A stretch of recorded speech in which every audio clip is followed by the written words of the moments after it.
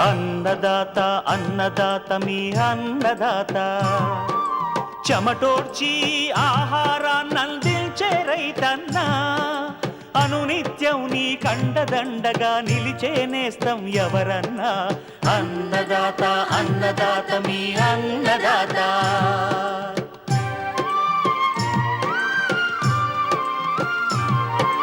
నూతన రీతుల సాగుబడికి, నూరింతలు పెరిగే దిగుబడికి సూచనలిచ్చే సస్య రక్షణకు, పశు పోషణకి శాస్త్ర విజ్ఞానం అందించి ముందుకు నడిపే తెలుగు రైతు భారతదేశానికి మకుటం అయ్యేలా తీర్చిదిద్దే ఆశయంతో మిమ్ము మేలు కొలిపేది అన్నదాత. అన్నదాత అన్నదాత మీ అన్నదాత. అన్నదాత అన్నదాత మీ అన్నదాత. అన్నదాత ప్రేక్షకులకు నమస్కారం. ఈనాటి ముఖ్యాంశాలు: వాము సాగులో మెలకువలు, టమోటాను ఆశిస్తున్న తెగుళ్లు నివారణ,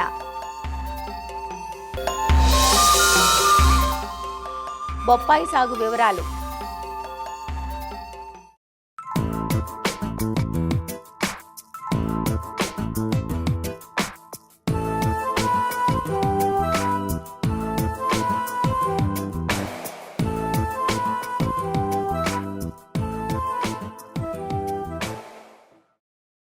మార్కెట్ అవకాశాలు మెండుగా ఉండి ఏటికేటికి సాగు విస్తీర్ణాన్ని పెంచుకుంటున్న పండ్ల తోట బొప్పాయి.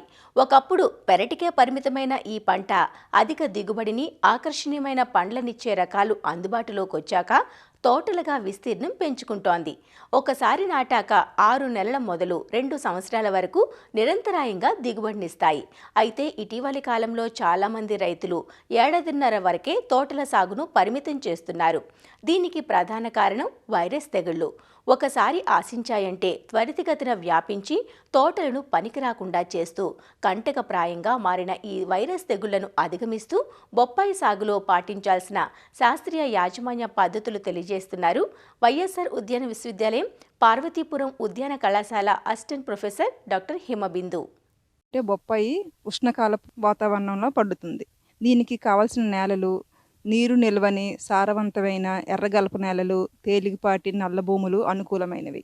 బొప్పాయి పండటానికి ఉదజన సూచిక 6.5 నుంచి 7 వరకు ఉండాలి.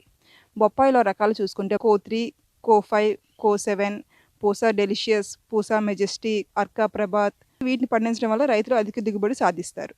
బొప్పాయి విత్తనం ద్వారా ప్రవర్ధన చెందుతుంది. బొప్పాయి విత్తనాలను నాటుకోవడానికి మనం నారుమడి తయారు చేసుకోవాలి. రైజర్ బెడ్స్లో అయినా తయారు చేసుకోవచ్చు, లేదంటే పాలిథిన్ సంచుల్లో తయారు చేస్తే దాన్ని మనం షేడ్ నెట్లో పెంచుకునేచో ఏ తెగుళ్ళు పురుగులు రాకుండా ఉంటుంది. ఈ పాలిథిన్ సంచుల్లో ఎర్రమట్టి, గెత్తం, ఇసుక సమభాగాల్లో కలిపి పాలిథిన్ సంచుల్లో నింపుకున్న తర్వాత దానిలో విత్తనం 1 సెంటీమీటర్ లోతు లేకుండా నాటుకోవాలి. ఇలా నాటుకున్న మొక్కలు 45 నుంచి 65 రోజుల్లో ఎప్పుడైతే 20 సెంటీమీటర్ల పొడవు పెరుగుతాయో అప్పుడు అవి ప్రధాన పొలంలో నాటుకోవడానికి అనుకూలమైనవి. బొప్పాయిలో తెగులు పురుగులు ఎక్కువగా రాకుండా ఉండడానికి మనం నర్సరీలో కూడాను COC 0.2 grams per లీటర్ కింద మొక్క మొదల్లో వేసినచో మనకి తెగులు రాకుండా ఉంటుంది. బొప్పాయిలో ప్రథమ పొలాన్ని 3-4 సార్లు దున్నుకోవాలి. దుక్కిన తర్వాత బొప్పాయి నాటుటకు 1.8 మీటర్స్ ఇంటూ 1.8 మీటర్స్ దూరం ఎటువైపు నుంచి చూసినా అంత దూరంలో బొప్పాయి మొక్కలను నాటుకోవాలి. బొప్పాయికి 1 అడుగు వెడల్పు, 1 అడుగు లోతు, 1 అడుగు పొడవు గల గుంతలను తవ్వుకోవాలి. ఒక్కో గుంతకి పశువుల ఎరువు 5 కిలోలు, వేపపిండి 1 కిలో, 20 గ్రాములు ఎజోస్పైరిల్లం, 20 గ్రాములు ఫాస్ఫోబాక్టీరియా వాడటం వల్ల మనకి బొప్పాయి అధిక సోకనిస్తుంది. ఆ గుంత మధ్యలో మనం బొప్పాయి మొక్కలను నాటుకోవాలి. నాటినప్పుడు ఏ తెగులు సోకని మొక్కల్ని ఎంచుకొని దాని 20 సెంటీమీటర్ల పొడవున్న మొక్కల్ని ఎంచుకొని మనం ప్రథమ పొలంలో నాటుకోవాలి. బొప్పాయి మొక్కల్లో నీటి యాజమాన్యం చాలా ముఖ్యము. బొప్పాయికి ఎక్కువ నీరు పెట్టినచో మనకి తెగులు ఆశిస్తుంది. అలానే తక్కువ నీరు పెట్టినచో ఆడ పువ్వులన్నీ మగ పువ్వులుగా మారిపోతాయి. కాబట్టి మనకు తగినంత నీరు పెట్టుకోవడం వల్లనే మనకి బొప్పాయి అధిక పువ్వులు కాసి అధిక దిగుబడిని ఇస్తుంది. మనకి బొప్పాయి నీరు పెట్టేటప్పుడు ఎప్పుడు బొక్క మొదలకి నీరు తగలకుండా ఉండాలి. డ్రిప్ ఇరిగేషన్ మెథడ్ ద్వారా పెట్టుకుంటే మనకి అధిక దిగుబడిని ఇస్తుంది. డ్రిప్ ఇరిగేషన్ పెట్టినప్పుడు చిన్న మొక్కలకైతే 2 రోజులకు ఒకసారి 8 లీటర్ల నీరు, లేదు పెద్ద మొక్కలకైతే 25 లీటర్ల నీరు పెట్టుకోవాలి. అది కూడా మనం వర్షాకాలంలో అయితే తగ్గించుకుంటూ, ఎండాకాలంలో అయితే పెంచుకుంటూ భూమిలో ఉన్న తేమను బట్టి మనం నీరు అందించాలి. అలానే బొప్పాయికి 500 గ్రాముల యూరియా, 1500 గ్రాముల ఫాస్ఫరస్, 850 గ్రాముల పొటాషియంతో పాటు 10 కిలోల పశువుల ఎరువు, 10 కిలోల వేపపిండి మనం వేసుకుంటాం. ఈ వేసుకున్న మొత్తం ఎరువులు కూడాను ఒకేసారి కాకుండా సమభాగాలుగా 6 దపాలుగా మనం వేసుకుంటే ప్రతి 2 నెలలకు ఒకసారి మనం 6 సార్లు వేసుకుంటే మనకి అధిక దిగుబడిని వస్తుంది. దీంతో పాటు సూక్ష్మలోపకాలు కూడా మనకు బొప్పాయిలో ఎక్కువగా వస్తాయి కాబట్టి దానికోసం మనం 5 grams zinc sulphate plus 1 gram borax litre నీటికి కలుపుకొని పిచికారీ చేసుకోవాలి. పిచికారీ చేసుకున్నప్పుడు మొక్క మొత్తం తడిసేలాగా పిచికారీ చేసుకుంటే మనకి లోపాలు కూడా తగ్గుతాయి. బొప్పాయి మనం నాటిన నుంచి 6 నెలలు పడుతుంది పూత వచ్చేసరికి. ఈ మధ్యకాలంలో అంతర పంటలు వేసుకున్న బొప్పాయితో పాటు మనకి అంతర పంట వల్ల కూడా లాభం సమకూరుతుంది. బొప్పాయిలోనే కలుపు ఎక్కువగా వస్తుంది కాబట్టి మనం బుటాక్లోర్ @2 kgs per hectare మనం మొక్కలు నాటిన 2 నెలల తర్వాత స్ప్రే చేసుకుంటే దానికి మొక్కలు స్ప్రే చేసిన 4-5 నెలల వరకు మనకి కలుపు రాకుండా ఉండి బొప్పాయి బాగా పెరుగుతుంది. బొప్పాయి నాటిన 6 నెలల నుంచి బొప్పాయి పూత దశకు వస్తుంది. పూత దశ నుంచి కాయ దశకు రావడానికి మరో 3 నెలలు పడుతుంది. ఇలా బొప్పాయి మనం నాటిన 9 నెలలకి కాయ దశ వస్తుంది. ఇలా నాటిన 9 నెలల నుంచి 2 సంవత్సరాలు 3 సంవత్సరాలు కూడా బొప్పాయి దిగుబడి వస్తూనే ఉంటుంది. కాబట్టి ఈ దిగుబడిని మనం సమకాలంలో మనం హార్వెస్ట్ చేసినచో మనకి అధిక లాభం వస్తుంది. ఎప్పుడు దీన్ని హార్వెస్ట్ చేయాలి అంటే ఎప్పుడైతే మనకి బొప్పాయి పచ్చ రంగు నుంచి పసుపు వర్ణం కింద ఏర్పడుతుందో అప్పుడు బొప్పాయి హార్వెస్టింగ్కి అనుకూలము. ఆ హార్వెస్ట్ చేసిన బొప్పాయి కాయల్ని అలానే కాకుండా దాన్ని న్యూస్ పేపర్లో చుట్టి రవాణాకి సరఫరా చేసించో బొప్పాయి ఏమీ డ్యామేజ్ అవ్వకుండా మనకి మార్కెట్కి చెంది రైతులు అధిక దిగుబడిని ఆశించవచ్చు. ఇలా మనం ఒక ఎకరాకి 65 నుంచి 80 టన్నుల వరకు మనకి దిగుబడి వస్తుంది.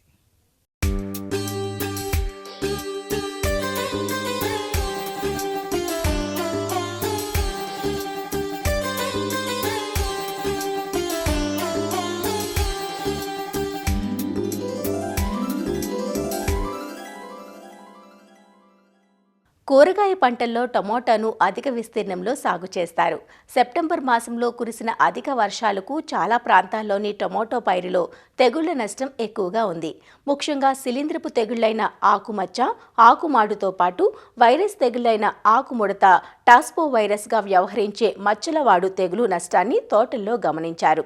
ఈ తెగుళ్ల నివారణకు పాటించాల్సిన సస్యరక్షణ చర్యలను వివరిస్తున్నారు శ్రీ కొండా లక్ష్మణ్ తెలంగాణ రాష్ట్ర ఉద్యాన విశ్వవిద్యాలయం రాజన్నగర్లోని కూరగాయల పరిశోధనా స్థానం శాస్త్రవేత్త డాక్టర్ వీర సురేష్. మన రాష్ట్రంలో పండించే కూరగాయల్లో టమాటా పంట అనేది చాలా ముఖ్యమైనది. టమాటా పంటలో చాలా వరకు తెగులు వచ్చి రైతులకు అధిక నష్టాలను కలుగజేస్తాయి. వీటిలో ముఖ్యంగా ఆకుమచ్చ తెగులు, ఇది మనకు ఆల్టర్నేరియా అనే శిలీంధ్రం వల్ల వస్తుంది. ఈ తెగులు సోకిన మొక్క యొక్క ఆకులు లేత గోధుమ వర్ణ మచ్చల నుంచి ముదురు గోధుమ వర్ణ మచ్చల్లో కనిపిస్తూ ఉంటుంది. ఈ మచ్చల చుట్టూ కూడా పసుపు వర్ణపు మచ్చలు వలయాకారం కూడా కనిపిస్తూ ఉంటుంది. ఈ తెగులు ముఖ్యంగా ఆకులపై, కాండంపై, అలాగే కాయలపై కూడా సోకుతుంది. ఈ తెగులు ఎక్కువగా సోకినట్లయితే మొక్క పూర్తిగా వడలిపోయి ఎండిపోయే ప్రమాదం కూడా ఎక్కువగా ఉంటుంది.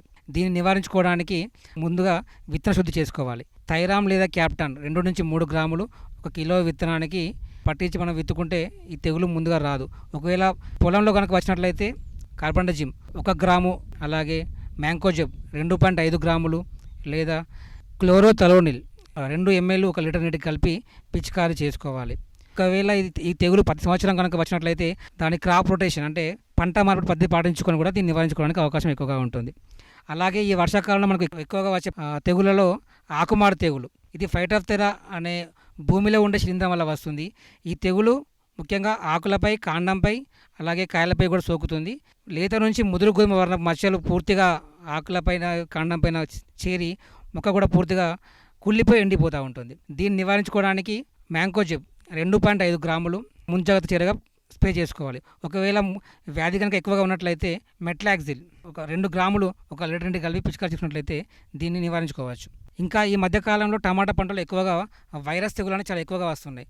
వాటిలో ముఖ్యంగా లీఫ్ కర్ల్ అంటే ఆకుముడత తెగులు. ఈ తెగులు మనకు ఈ తెల్లదోమ అనే వాహకం ద్వారా ఎక్కువ వ్యాప్తి చెందుతుంది. దీని లక్షణాలు చూసినట్లయితే ఆకులు కూడా మొత్తం చిన్నవిగా మారిపోయి మొత్తం ముడుచుకొని పోతూ ఉంటాయి. మొక్క కూడా పూర్తిగా స్టంట్ అంటే పొట్టిగా మారి దిగుబడి మొత్తం కూడా పింద కాయ పూర్తిగా రాలిపోయి ఆ దిగుబడి చాలా తక్కువ వరకు వస్తుంది. ఇటువంటిది ఎక్కువగా మనకు టమాటా పంటలు ఈ మధ్య కాలంలో ఎక్కువ గమనించడం జరిగింది. అలాగే టమాటా పంటలో ఎక్కువగా ఈ టాస్పో వైరస్ తెగులు కూడా ఈ మధ్య ఎక్కువగా గమనించడం జరుగుతుంది. ఈ తెగులు లక్షణాలు కనుక చూసుకున్నట్లయితే ఈ ఆకులపైన మనకు లేత నుంచి ముదురు గోధుమ వర్ణ మచ్చలు వలయాకారంగా ఏర్పడతాయి. అలాగే ఈ తీవ్రత ముదిరే కొద్దీ ఆకులపైన ముదురు ఊద రంగు మచ్చలు అంటే బ్రాంచ్ కలర్లో మనకు మచ్చలు కనిపిస్తూ ఉంటాయి. అలాగే మొక్క కూడా ఆకులన్నీ కూడా మొత్తం బ్రిటిల్ అంటే గట్టిగా అయిపోయి గడసరిగా మారిపోయి మొక్క సరిగా ఎదగదు. అలాగే పూత పింద మొత్తం కూడా రాలిపోతుంది. దీనివల్ల మనకు చాలా వరకు దిగుబడి తగ్గిపోతూ ఉంటుంది. ఇది ఎక్కువగా మనకు త్రిప్స్ తామర పురుగుల ద్వారా అనే వాకం ద్వారా ఎక్కువగా వ్యాప్తి చెందుతుంది. దీన్ని నివారించుకోవడానికి ఇమ్డాక్లోప్రిడ్ 0.3 ml అలాగే ఫిప్రోనిల్ 2 ml లేదా ఎసిఫేట్ 1.5 గ్రామ్ పర్ లీటర్ అంటే ద్రవాలను పిచికారీ చేసుకొని దీన్ని నివారించుకోవచ్చు. అలాగే మన టమాటా పంటలో ఇంకొక వైరస్ తెగులు వచ్చేసి లీఫ్ మొజాయిక్. ఈ మొజాయిక్ తెగులు సోకిన మొక్క యొక్క ఆకులు ముదురు ఆకుమచ్చ మరియు లేత ఆకుమచ్చ రంగులో ఉండి మొక్క మొత్తం కూడా దళసరిగా మారిపోయి ఎక్కువగా ఎదగకుండా ఉంటుంది. అలాగే పింద మరియు కాత సరిగా ఉండదు. ఇది ఎక్కువగా మనకు మెకానికల్ ట్రాన్స్మిషన్ పనిముట్ల ద్వారా ఎక్కువగా వ్యాప్తి చెందుతుంది. టమాటా పంటలో వచ్చే వైరస్ తెగులను నివారించుకోవడానికి మనం కొన్ని సమగ్ర యాజమాన్య పద్ధతులు పాటించాలి. వాటిలో ముఖ్యంగా ఆరోగ్యకరమైన మొక్క నుంచి విత్తనాలు సేకరించుకోవాలి. దాని తర్వాత విత్తనాన్ని విత్తన శుద్ధి చేసుకోవాలి. దీనికి ఇమ్డాక్లోప్రిడ్ FS 1 ml మందుని 1 kg విత్తనానికి పట్టించాలి. దాని తర్వాత టమాటా పంటలో ఎక్కడైనా వైరస్ తెగులు సోకిన మొక్కలు ఉంటే వెంటనే గుర్తించి నాశనం చేయాలి. అలాగే పొలంలో అక్కడక్కడ జిగురు రంగు అట్టలను ఈ పసుపు లేదా నీలిరంగు జిగురు రంగు అట్టలను మనము వాకాల కోసము పెట్టి వాకాలను నియంత్రించుకోవచ్చు. అలాగే ఎప్పుడు కూడా పంటను కలుపు లేకుండా శుభ్రంగా ఉంచుకోవాలి. అలాగే ఈ రసం పీల్చే పురుగులను నివారించుకోవడానికి ఈ వేప నూనె 1500 ppm 5 ml 1 లీటర్ నీటికి కలుపుకొని 1 వారం రోజులకు చొప్పున మనం పిచికారీ చేసుకున్నట్లయితే మనం ఈ వాకాలను నివారించుకోవచ్చు. ఎప్పుడైతే ఇవి తగ్గని పక్షంలో అప్పుడు మాత్రమే మనము ఈ రసాయనిక మందులకు వెళ్ళడం మంచిది. ఈ రసాయనాలలో ముఖ్యంగా మనము ఎసిఫేట్ 1.5 గ్రాములు అలాగే ఫిప్రోనిల్ 2 ml 1 లీటర్ నీటికి అలాగే ఇమ్డాక్లోపిడ్ 0.3 ml పర్ లీటర్ వంటి ద్రావణాలను ఎప్పుడైతే వాహకాలు ఎక్కువగా ఉన్నట్లయితే అప్పుడు మనము స్ప్రే చేసుకుంటే మంచి ఫలితం ఉంటుంది. అలాగే ఒక ముఖ్యమైన విషయం ఏంటంటే ఈ రసాయనిక మందులను స్ప్రే చేసే ముందే మనము పంటను కోసుకోవాలి. అలాగే ఒకవేళ రసాయనిక మందులు స్ప్రే చేసిన తర్వాత 1 వారం రోజుల వ్యవధి తర్వాత మనము ఈ పంటను కోసుకోవాలి. ఎందుకంటే వాటి మీద రసాయనిక అవశేషాలు ఉండే అవకాశం ఉంటుంది కాబట్టి 1 వారం రోజుల వ్యవధి తర్వాత మనము ఈ పంటను కోసుకోవాలి.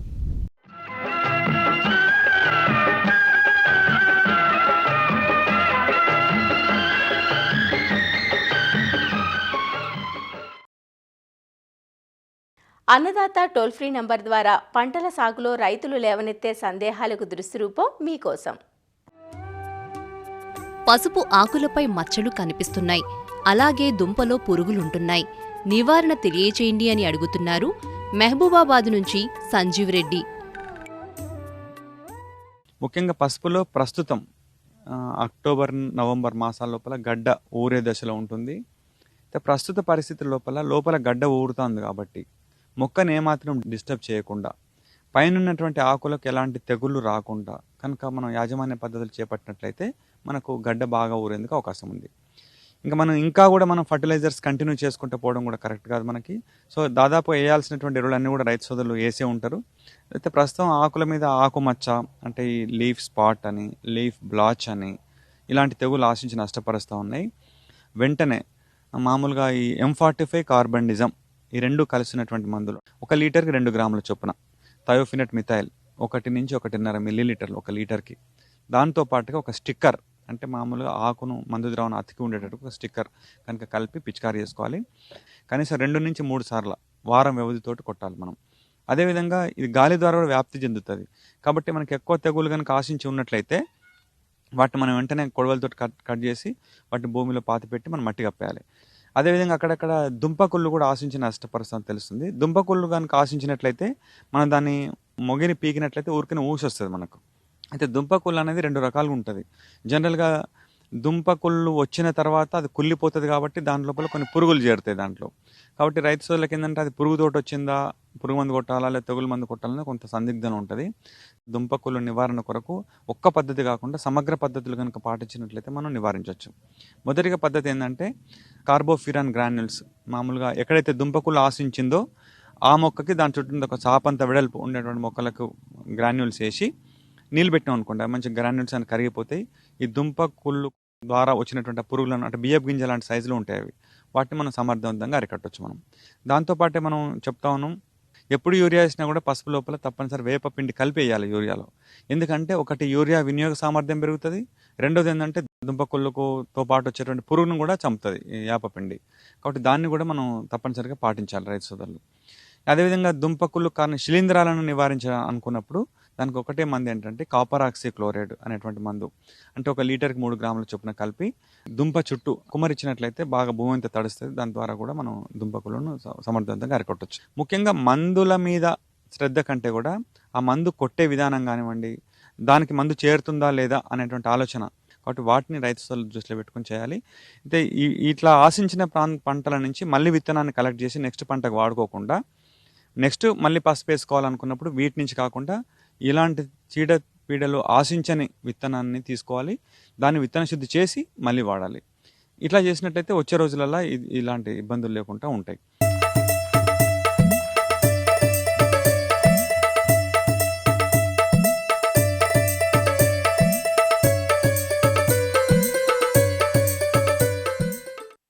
సుగంధ ద్రవ్యాలలో మన తెలుగు రాష్ట్రాల్లో సాగులో ఉన్నవి వాము, మెంతి, ధనియం. వీటిలో వామును నీటిపారుదల క్రింద అక్టోబర్ మాసంలో సాగు చేసేందుకు అనుకూలంగా ఉంటుంది. నల్లరేగడి నేలలు అనుకూలంగా ఉంటాయి. వాము సాగు ఎక్కువగా రాయలసీమలోని ఉమ్మడి కర్నూలు జిల్లాలో కనిపిస్తుంది. గుంటూరు జిల్లా మెట్ట ప్రాంతాల్లోనూ కొద్దిపాటి విస్తీర్ణంలో వాము సాగు చేస్తారు. ఆంధ్ర, తెలంగాణలోని అన్ని ప్రాంతాలు వాము సాగుకు అనుకూలమే. 150 నుంచి 160 రోజుల్లో పంట అందివస్తుంది. వాములో రకాల ఎంపిక మొదలు యాజమాన్యంలో మెలకువలు పాటించినట్లయితే ఎకరాకు 5 నుంచి 6 క్వింటాల దిగుబడులు పొందే వీలుంది. వాము సాగులో మెలకువలను తెలియజేస్తున్నారు వైఎస్ఆర్ ఉద్యాన విశ్వవిద్యాలయం పశ్చిమ గోదావరి జిల్లా ఉండి కృషి విజ్ఞాన కేంద్రం శాస్త్రవేత్త బిందు ప్రవీణ. తక్కువ వర్షపాతం కలిగి మరియు గాలిలో తేమ సాంద్రత అనేది తక్కువగా ఉండే రాయలసీమ జిల్లాల్లో పండించే సుగంధ ద్రవ్య పంటల్లో వామ్ అనేది బాగా ప్రాచుర్యం పొందింది. చల్లని వాతావరణం కలిగి మంచు అనేది పంట ఎదగడానికి బాగా ఉపయోగపడుతుంది. నేలలు చూసుకున్నట్లయితే వర్షాధారం కింద మనం సాగు చేయాలనుకుంటే నల్లరేగడి నేలలు అనేది బాగా అనుకూలంగా ఉంటాయి. నీటిపారుదల కింద మనం సాగు చేయాలనుకుంటే తేలికపాటి నేలలు అనేవి అనుకూలంగా ఉంటాయి. అధికంగా ఆమ్ల కానీ క్షార నేలలు కానీ నీరు అనేది నిల్వ ఉండే నేలలో మనకి ఇదేంటి సాగు చేయడానికి ఈ నేలలు అనుకూలంగా ఉండవు. రకాలు చూసుకున్నట్లయితే మనకి డాక్టర్ వైఎస్ఆర్ ఉద్యాన విశ్వవిద్యాలయం నుంచి అధిక దిగుబడి కలిగిన వామ్ రకాలను చూసుకున్నట్లయితే లామ్ సెలక్షన్ 1 అనే ఒక రకం మరియు లామ్ అజ్వాన్ 2 అనే రకం కూడా విడుదల చేయడం జరిగింది. లామ్ సెలక్షన్ 1 అనేది 150 నుంచి 160 రోజుల్లో మనకి పంట అనేది కోతకు వస్తుంది. నూనె శాతం దాదాపు 3% ఉంటుంది. ఇది ఎకరానికి సుమారుగా 5 క్వింటాల వరకు దిగుబడి అనేది అందిస్తుంది. ఇంకొక రకం వచ్చేసరికి లామ్ అజ్వాన్ 2 అంటే LCA 26 అనే రకం. ఇది 145 నుంచి 160 రోజుల్లో మనకి పంట అనేది వస్తుంది. ఆ నూనె శాతం దాదాపుగా 4% ఉంటుంది. ఇది అధిక దిగుబడినిచ్చే రకం. ఎకరానికి దాదాపుగా 5 నుంచి 6 క్వింటాలు అనేది దిగుబడి ఇస్తుంది. నేల తయారీ చూసుకున్నట్లయితే నేల అనేది మెత్తని పదును వచ్చే వరకు కూడా మనం 2 నుంచి 3 సార్లు దుక్కు అనేది దున్నుకోవాలి. ఎకరానికి 4 నుంచి 5 టన్నుల పశువుల ఎరువును మనం ఆఖరి దుక్కులో వేసుకోవాలి. ఎకరానికి 1 కిలో విత్తనము వాము సరిపోతుంది. ఈ కిలో విత్తనానికి మనం ఏంటంటే 1 గ్రాము కార్బనిజం కలిపి మనం విత్తన శుద్ధి చేసుకోవాలి. విత్తనాన్ని 1:5 నిష్పత్తిలో ఇసుకతో కలిపి గొర్రుతో 3 నుంచి 4 సెంటీమీటర్ల లోతులో మనం ఎద అనేది పెట్టాలి. సాలుకి మధ్య 60 సెంటీమీటర్ల దూరం ఉండేటట్లు చూసుకోవాలి. విత్తనాలు నాటిన తర్వాత మొలక రావడానికి దాదాపుగా 15 రోజుల వ్యవధి అనేది పడుతుంది. కాబట్టి అవసరాన్ని బట్టి తేలికపాటి తడిచ్చి మొలక అనేది సరిగ్గా వచ్చేటట్లు మనం చూసుకోవాలి.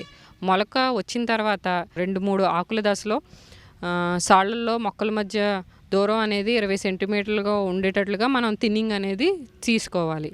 వామ్లో ఎరువులు మరియు అంతర్కృషి యాజమాన్యం చూసుకున్నట్లయితే ఆఖరి దుక్కులో ఏంటంటే 15 కిలోల యూరియా మరియు 100 కిలోల సింగిల్ సూపర్ ఫాస్ఫేట్ మరియు 15 కిలోల మ్యూరేట్ ఆఫ్ పొటాష్ ఎరువులను వేసుకోవాలి. నీటి వసతి ఉన్నట్లయితే విత్తిన 30 నుంచి 40 రోజులకు 15 కిలోల యూరియా మరియు 15 కిలోల మ్యూరేట్ ఆఫ్ పొటాష్ ఎరువులు అనేవి పైపాటుగా వేసుకోవాలి. విత్తిన తర్వాత మొదటి 100 నుంచి 110 రోజుల్లో 2 నుంచి 3 సార్లు కలుపు తీసి గొర్రుతో మనము అంతరకృషి అనేది చేసుకోవాలి. నీటిపారుదల కింద సాగు చేసినట్లయితే 25 నుంచి 30 రోజులకు ఒకసారి మనం తడి అనేది అందించాలి. సస్యరక్షణ చూసుకున్నట్లయితే ముఖ్యంగా వచ్చే సమస్యల్లో పేనుబంక, ఎర్రనల్లి, తామర పురుగు, అలాగే మనకి ఆకుతొలుచు పురుగు, లీఫ్ మైనర్. వీటిలో ముఖ్యంగా పేనుబంక చూసుకున్నట్లయితే ఆకుల నుంచి రసం పీల్చి నష్టం అనేది కలగజేస్తుంది. దీని నివారణకి ఏంటంటే ఎస్ఫేట్ను 1 గ్రాము లీటర్ నీటికి కలిపి మనం పిచికారీ చేసుకోవాలి. ఇంకొకటి సమస్యను చూసుకున్నట్లయితే ఎర్రనల్లి. ఇవి ఏంటంటే ఆకులు అడుగు భాగాన రసం పీల్చి మనకేంటంటే నష్టాన్ని అని కలగజేస్తుంది. ఎర్రనల్లి నివారణకు నీటిలో కరిగే గంధకాన్ని 3 గ్రాములు లీటర్ నీటికి కలుపుకుని మనం పిచికారీ అనేది చేసుకోవాలి.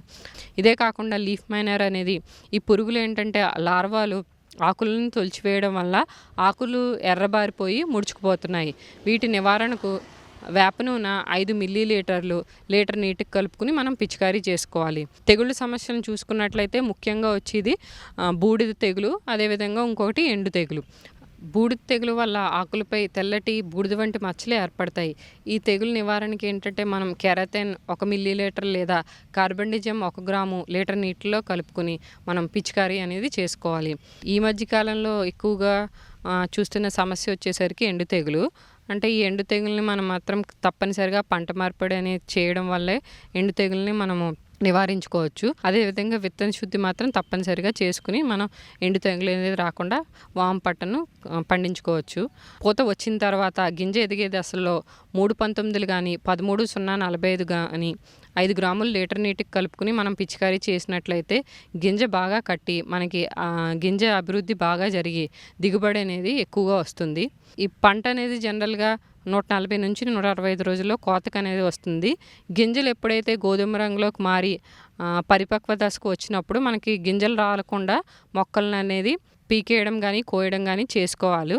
మొక్కలు కోసిన తర్వాత ఏంటంటే 2 నుంచి 3 రోజులు మనం పొలంలోనే ఎండనిచ్చి ఆ తర్వాత అనేది పంట అనేది నూర్చుకోవాలి. మరిన్ని విభిన్న అంశాలతో రేపటి అన్నదాతలో మళ్ళీ కలుసుకుందాం. నమస్కారం. అన్నదాతలు తమ సందేహాలు, సమస్యలను 1-800-425-4085 టోల్ ఫ్రీ నంబర్లో ఉదయం 10 నుంచి 11 గంటల మధ్య పని దినాలలో సంప్రదించగలరు. ఈ కార్యక్రమాన్ని యూట్యూబ్లో www.youtube.com/annadaata ETV లింక్ ద్వారా వీక్షించవచ్చు.